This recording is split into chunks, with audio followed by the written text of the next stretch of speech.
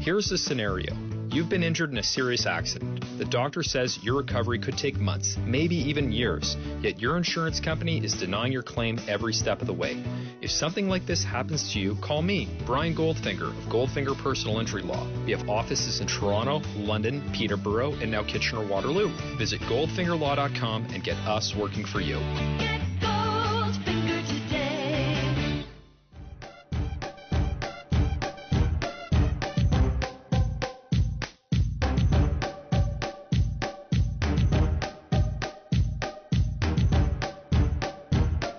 Welcome to Raptors Weekly for the week of February the 1st. 11 in a row. 11 in a row is what the Raptors have won. This has changed, obviously, our lives, our history, our future. I sleep better. Everything is just better for me. And to talk about this 11-game winning streak, and it's going to be longer, guaranteed, given our opposition coming up, we got two guys to discuss what's happening in Raptorland. First, we welcome a seasoned hostage negotiator, a sensitive lover, and the last remaining bastion of basketball analysis in the city, the Sixth Lord himself, William Liu. Hey, Will. Wow, that is one hell of an intro, man. I had no idea who you were going to talk about there. Yeah. But thank you. Don't be scared, because you're also joined by the practitioner of the dark arts, the confident pedestrian, a part-time alchemist, and an online priest for hire, Shab Mascarin. Wow. Just wow. It's good times, man. It's good times. Let's celebrate the good times. The 11-game winning streak is what I am referring to here. The latest victim of the Raptors' rampage has been the Detroit Pistons, 111-107 at home. Let's start with that game and move our way backwards all the way down to 11, 10, 9, 8, 7, all the way back. Just kidding. We're just going to recap the week. But Detroit Pistons, Will, let's start with you on this one. The Raptors had a sizable lead in this game. The fourth quarter pissed off a lot of people for some reason, but I wasn't one of them. Explain to me why people were upset about the fourth quarter for some unknown reason. Well, I mean, the Pistons did make a run a little bit. Kind of when the game was out of hand. I think the Raptors wound up 18 at some point, probably 8 minutes left in the game. And then the Pistons got really desperate. They took out Drummond. They went to this weird small ball wing lineup with Aaron Baines in the middle.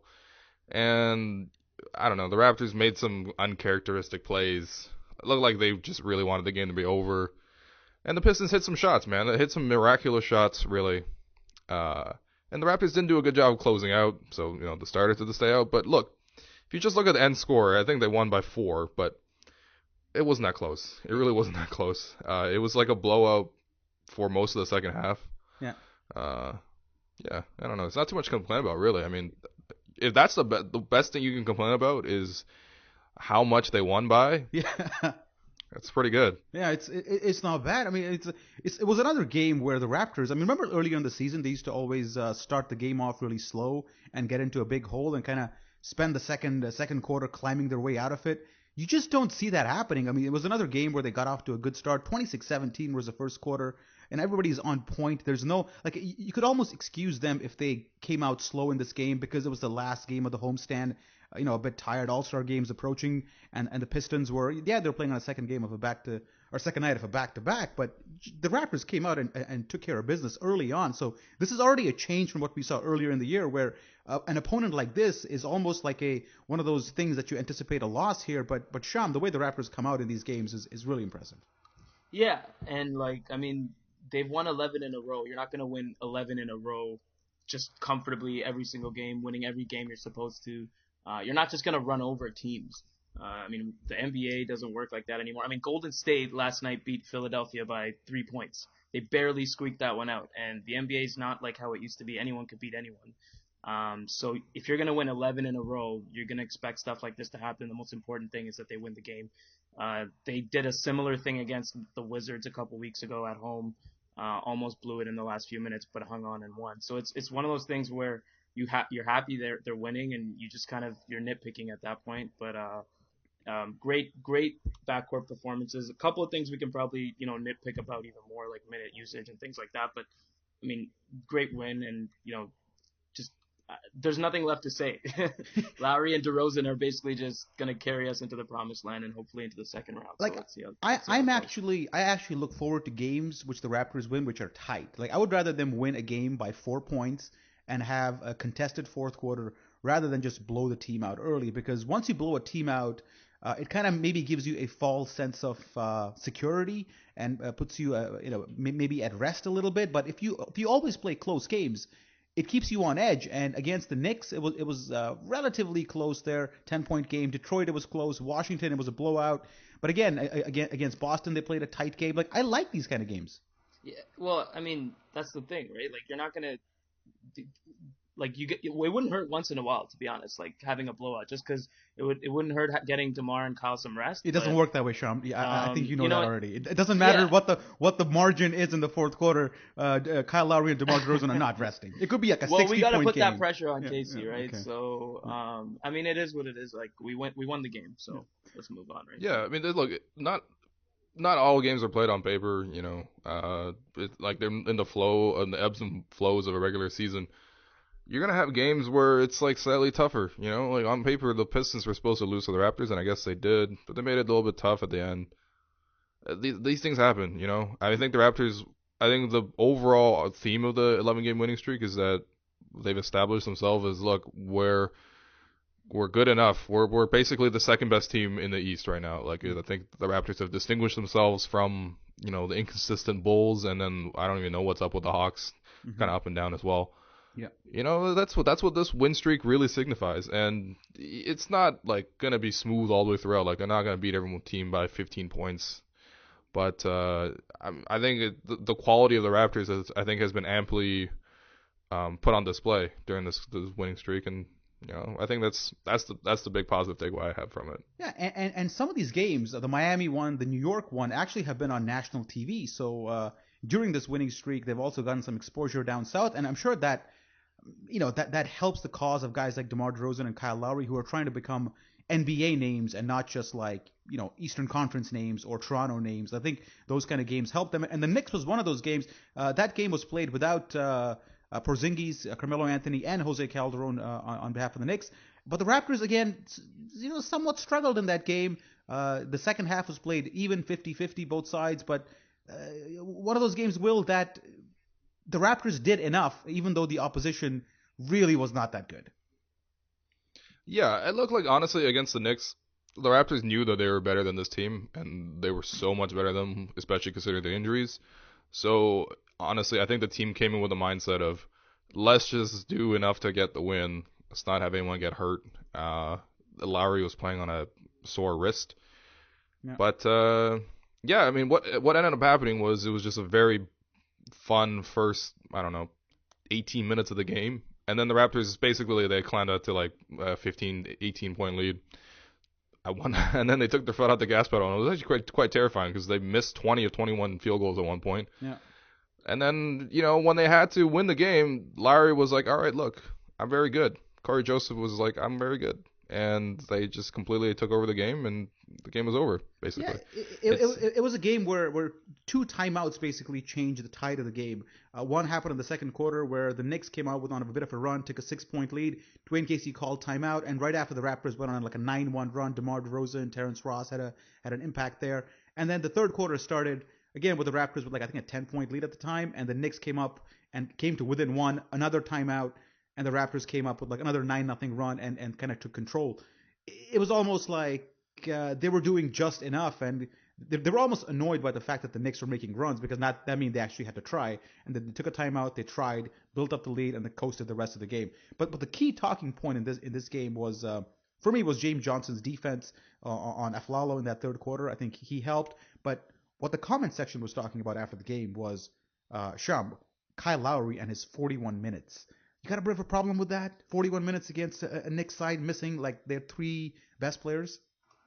I think guys on the team would have a problem with that, just because 41 minutes is a lot of time to beat the New York Knicks at home, right? And like you said, we had that game. It was and the Raptors are getting into this habit now where, like, when they're playing these lesser opponents at home, they kind of just get off to like a 5-10 point lead.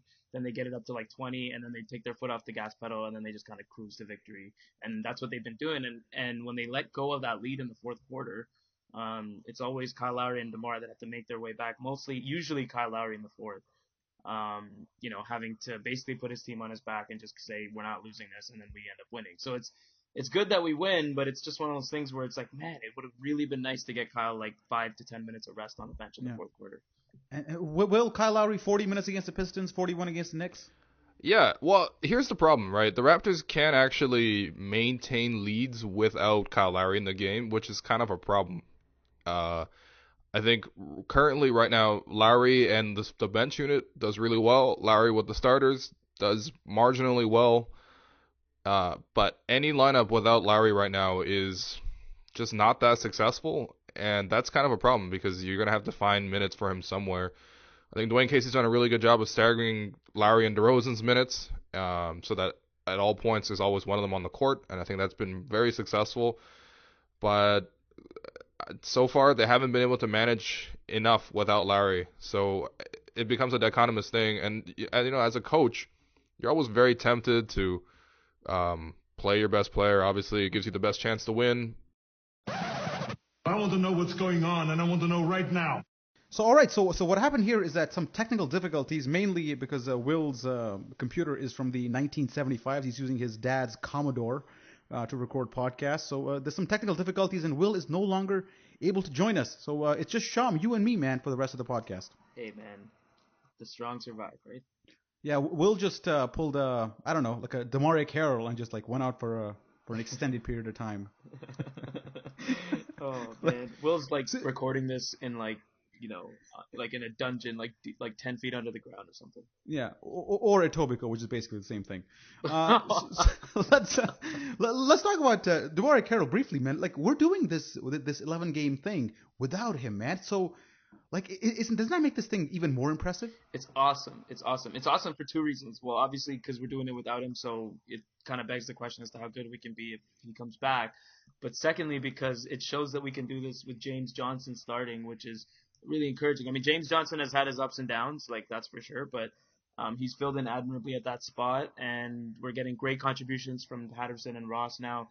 They're kind of bouncing back off the bench, so it kind of like we're okay without him. And I think the main reason we brought him over was to play the LeBrons and the Jimmy Butlers of the world in the playoffs. So if him getting rest for 3 months is what it takes for us to get him healthy in the playoffs when it matters, then so be it. Yeah, and it's also nice to see like James Johnson find his role and at the same time not get benched so frequently. I think he seems to have found his role as a defensive guy in the starting lineup. And what's making this work is that Terrence Ross coming off the bench is giving the offense that Dwayne Casey expects. So it's almost like Terrence Ross's offense affords Dwayne Casey to play James Johnson a little bit more as part of the starting unit because it kind of balances out. Like if you just look at the Pistons game, Ross played 22 minutes in there, was 2 for 4, and at the same time James Johnson played 21 minutes. So it was an even split of minutes. They both played really well.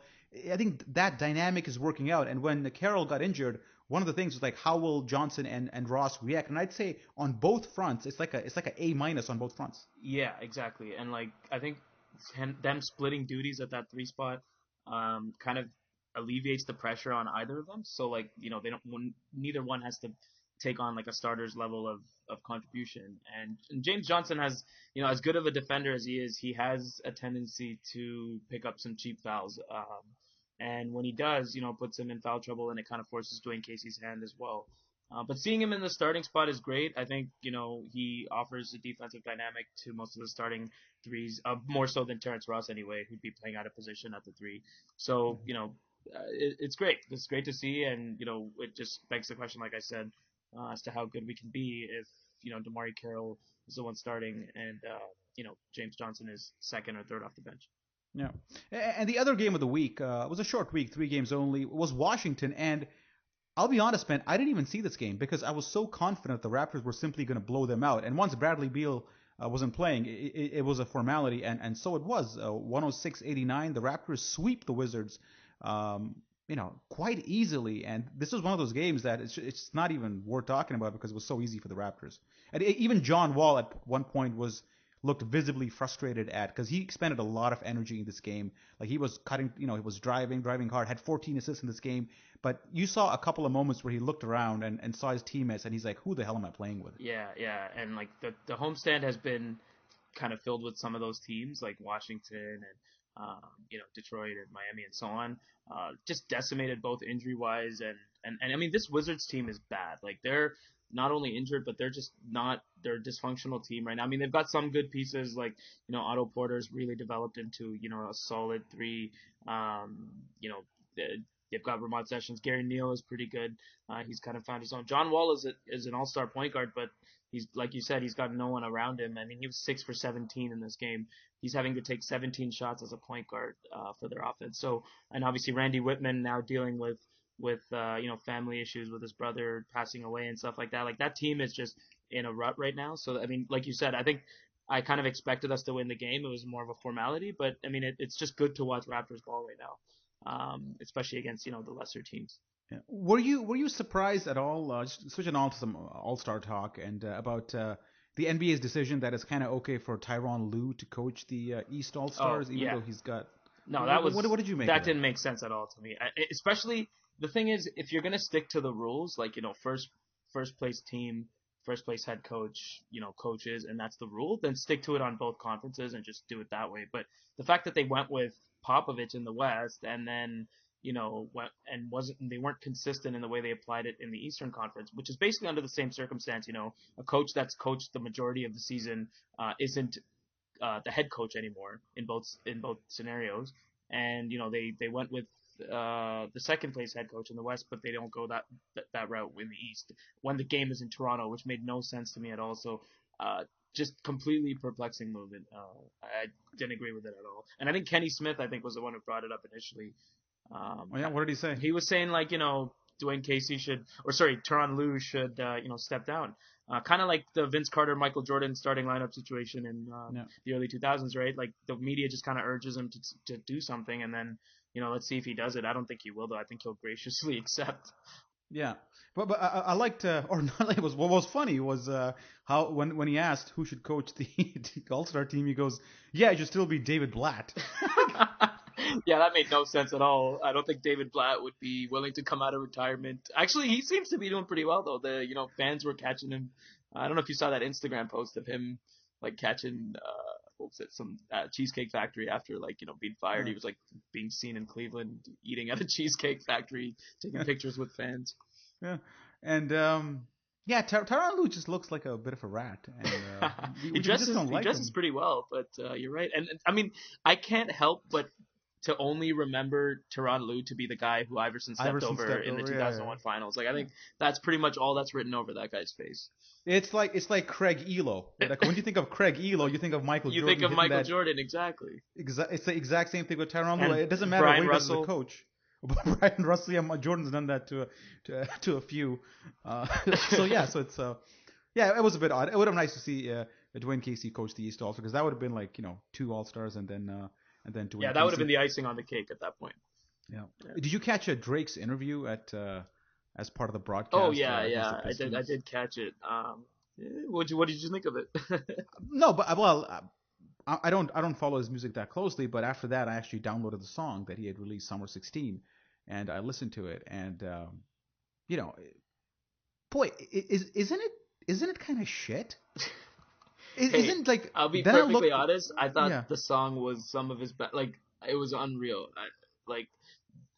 This guy is just absolutely. He owns the I don't know if you listen to hip hop at all. It seems like that's not something you listen to, but he's basically owning the game right now. And I think just life is good in Toronto right now. Drake's just basically running the show. The Raptors are doing well. We've got the All-Star game coming up.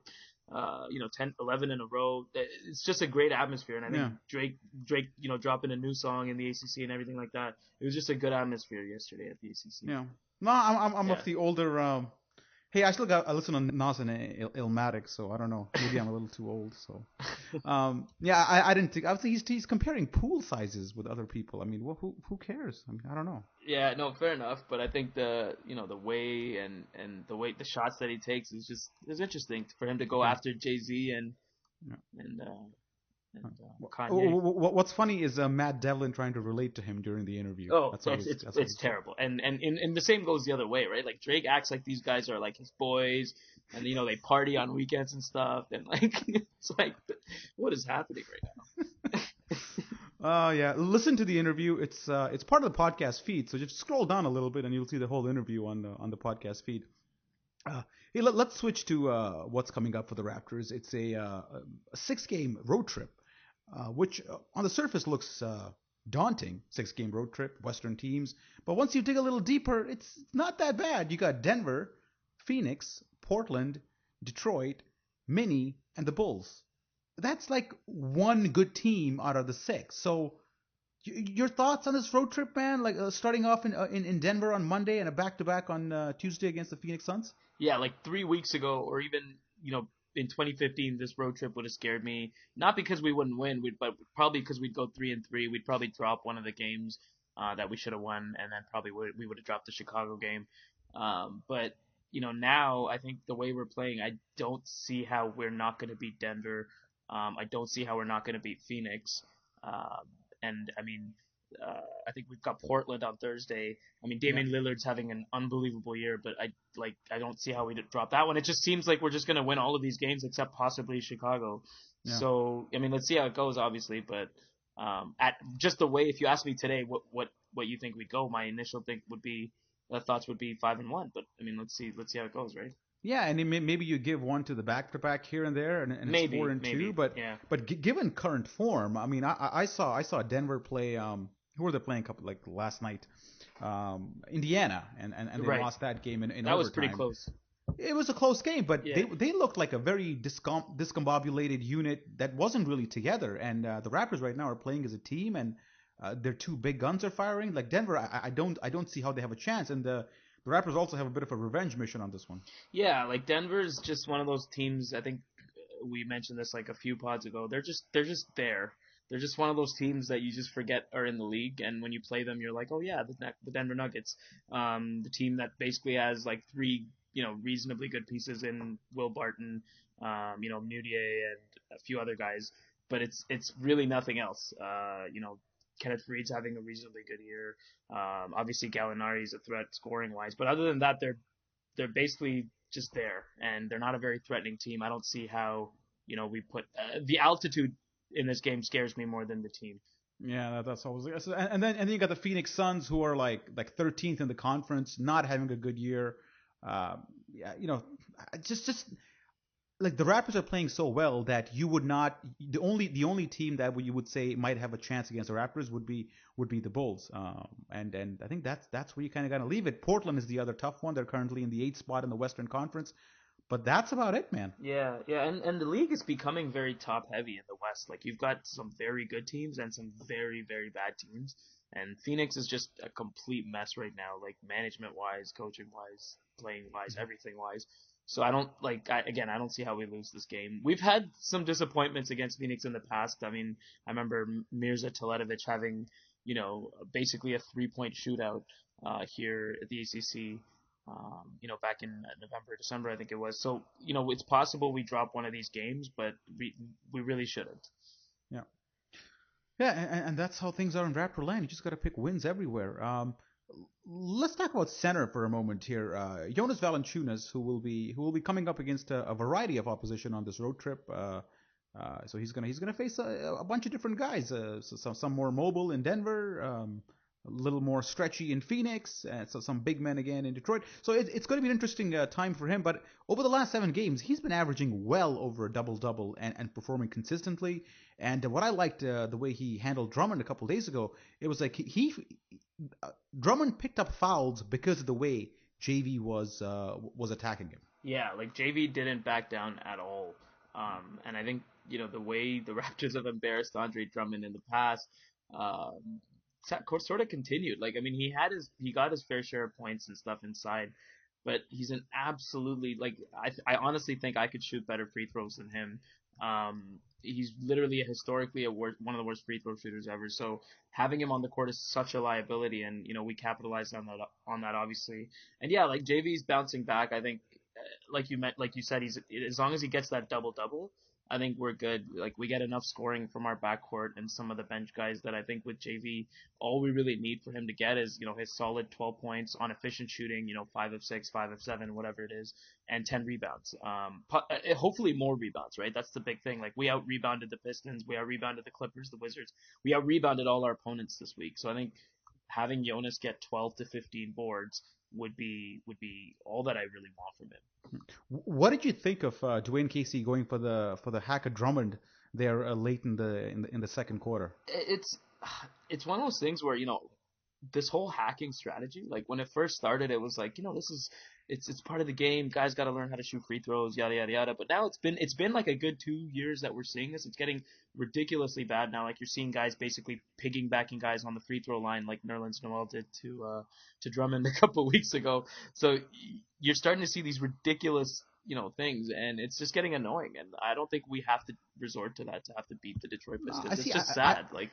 I don't have a problem with it at all because even if you go on a hack a center strategy or a hack a big man strategy, hoping they miss free throws, even if they shoot 50%, it still works out in the favor of the person being hacked. Math-wise, it makes sense. Like that's not even the thing. Like if it obviously it helps us win. It's just as a fan, like if I'm watching another team and I'm watching this strategy take place, like forget the Raptors, if I had no fan involvement in the game, I would just it's so bad. It's like watching a movie and like pressing pause every 2 minutes and then pressing play again. Like it's like watching a movie and having buffering issues on YouTube. I think if you wanna force big men to learn how to shoot so that this doesn't happen anymore, it definitely cleans that up for sure. I don't think it even does that. I think the way Really? you'll clean that up is if you go to college free throws. Right. You miss the first one, you don't get a second one. That's when you see the incentive, the real incentive to actually get better with free throw, because then you're costing the team the whole possession rather than just 1 out of 2 points. I think that's where the bang here is. Yeah, there's been some other stuff floated around too, like free throws on the ball for intentional fouls and stuff like that. But then it's like where do you draw the line between intentional, unintentional, and it just gets really messy. But that's a whole other that's for another podcast probably. Yeah. Yeah, well, I got nothing else, man. Things just going so well. There's nothing else. We should talk about All-Star Weekend, which is coming up soon. Creeping up. Creeping up. As Drake said in his interview, there's a ton of parties scheduled in Toronto. Are you going to any, Sham? Anything on your agenda? Hey, man, if I had $600 to spend, I might, hit up the game. But I mean, tickets it costs $600 to be in the shittiest of shit seats at the ACC for the All-Star game. $600, eh? Yeah. So much for the fans, eh? Yeah, exactly. So I don't know. I'll be watching it and paying close attention to social media, things like that, obviously. Yeah. So basically, you're gonna be sitting home in your pajamas on Twitter. Pretty much. Yeah. Okay.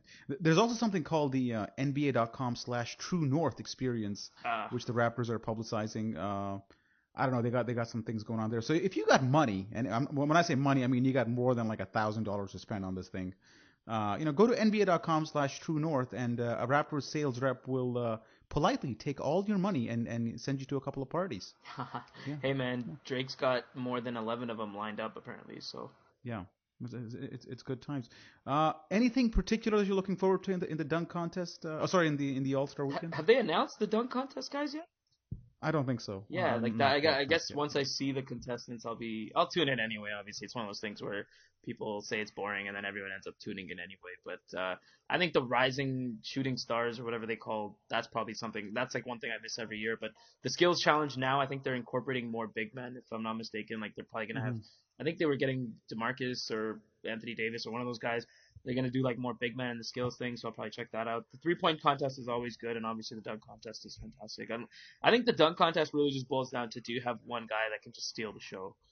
Last year, Zach LaVine, I think, basically did that. So if you can get something like that, it'll be a good night. And the All-Star game is obviously awesome as well. So yeah. But what do you think of what do you think of the halftime performances though, or performance? It's what is it again? Sting? It's Sting. Like, what was your honest reaction when you heard that? It was disappointing because I just thought it would have to do something with Drake or some rap album being released or something like that. Not that you're a fan, Sting. But... No, I'm a fan of hip hop, some hip hop, but I did not see Sting coming. I mean, I don't know who they're catering to. I think if you ask the the 18-year-old Raptor fan, hey, Sting's performing, they'd be like, who? They'd be like, what? Is that a song by Kendrick Lamar? I don't understand. Yeah, I didn't get it. I don't know what he's going to do there, but yeah, I mean, he's okay, but it was surprising. But going back to the dunk contest for a second, I mean, the latest rumors of who might be there: Zach LaVine, Larry Nance from the Lakers, Andrew Wiggins, Terrence Ross is being bandied about as possibly being there. He had a couple of good dunks. Giannis, obviously, Aaron Gordon from the Magic, and Porzingis is a fan favorite to get in. Yeah, apparently a lot of people want him in. And 3-6 Latvia. Yeah, I think that's what's happening. And another dark horse, Derek Williams from the Knicks, who's had a couple of big dunks this year. He might join in. I think his hair just flailing around would get him a 50. Yeah, I think you think LeBron will ever enter the dunk contest? No, they can't. Never. I don't think it's gonna happen. If he was gonna do it, he would have done it before the age of 30, and I just don't see it happening. I mean, if he did, it'd be so much pressure on him to win that if he loses, it would almost sort of not tarnish his legacy, but like it just wouldn't be something at this point. Like he has nothing to gain at this point. I think for him, he's just looking for championships and scoring titles and all that stuff. So I just don't see a dunk contest as being something he wants to add to his resume. But what's interesting is Andrew Wiggins, when he was asked about the dunk contest, just totally, like, it was almost rude. He basically just totally just pushed aside the idea, which was surprising to me because I think he would be the favorite to win it if he was in it. And even like, other guys like DeRozan said he might be in it if it came back to Toronto, but I don't think he's going to join it either. No. Do you think there's a Raptor who might be fit for the 3-point shootout? Probably Lowry, man. If I had to pick a guy, I'd probably go with Lowry. Not that he's more of a rhythm shooter, like he's an off the dribble type of guy, like in transition pull up type of shooter. But I think if you were to go on, like obviously DeMar wouldn't be in it. Like I don't know, like maybe one of the big men, like maybe Luis Scola, Patrick Patterson, maybe. But oh no, come on. Like let's not go nuts. Yeah, but if you had to pick one Raptor, that's my point though. I don't think there's anyone like Terrence Ross is having a subpar year. I think he'd be another guy, but he's also like a catch and shoot type of guy. He's not really like a off the ball, like balls off of a rack, just shooting type of shooter. I mean, maybe he is. I've never actually seen him shoot balls off of a rack, but I just don't think he'd be the best at it. So I'd probably go with Lowry, maybe Terrence Ross. Yeah. Lowry's shooting 39% from 3 right now, right. And Terrence Ross is at what? Let me just look it up. He's at 38%. So both having pretty good seasons from beyond the line. I think, given that it's in Toronto, it would be wise if the NBA to pick one of these two guys just for sure, just for hype purposes. For sure, if there's not going to be a Raptor in the dunk contest, at least throw one in the 3-point contest. Well, we don't know that yet. Terrence Ross might. What would be interesting is to spice up the Shooting Stars challenge if they made like a Toronto team and brought back like T-Mac or Camby or one of those guys to be like the old guy, and then bring in like DeMar, one of those guys to be the current guy. Like that'd be pretty cool too. But they don't have a WNBA team. I don't know if that matters. No, I think there's some competitions there, like the like the rookie sophomore or whatever they call it now, or the skills challenge, which can really be spiced up or changed a little to gain a lot of interest. Right. And one thing that I've always wanted is to have a little 3-on-3 game on Friday or Saturday night or Friday or early Saturday, where you could, I don't know, pitch like a Toronto team versus some other team, but have actual 3-on-3, not like skills or whatever. Right, like half court 3-on-3, just like for fun, whatever. That'd be pretty cool. Yeah. Like even now, like the rookie sophomore, the way they've split it into the World USA is actually pretty cool because now you've got Andrew Wiggins, Porzingis, like all these. There's like the World team is actually stacked compared to the US squad, so that'll be an interesting matchup as well. Has the World ever won? I don't believe so. No. Well, it makes sense, right? I think this is the first year they actually have a good squad. So yeah. Fun times, man. Fun times. Yeah, it should be good. Well, for the Raptors, there's not much to talk about. 11 in a row, all's good. I think the only complaint point is Lowry's minutes, but hey, let's not dwell on that too much. At least not right now. The upcoming schedule is a 6-game road trip, but it's fairly easy. The Bulls being the toughest opponent there, and maybe Portland, and that's about it. We'll come back again next week and talk some more Raptors basketball. It'll be a week closer to the All-Star weekend, and we'll talk to Blake maybe and see what he's got planned for the All-Star weekend. I have a press pass, so I'll actually be there along with Blake. It should be a lot of fun. I'll just be listening to Blake, and he'll tell me what to do, and I'll do it, and I'll basically be his assistant. Hey, you're there for moral support. Yeah. So I think that wraps it up. So just a quick reminder, there is a Friday podcast which Raptors Republic airs. It's the Raptors Weekly Extra podcast with Blake and Will. Do check it out. Unfortunately, Will wasn't able to stick around today. And also check out the Talking Raptors podcast that airs Wednesday or Thursday or whenever those guys decide to spit it out. Other than that, do rate us on iTunes and Stitcher on Android. We appreciate it. Tell us what you think, where we can improve. Other than that, Sham, thanks for joining. Zarar, take care, buddy.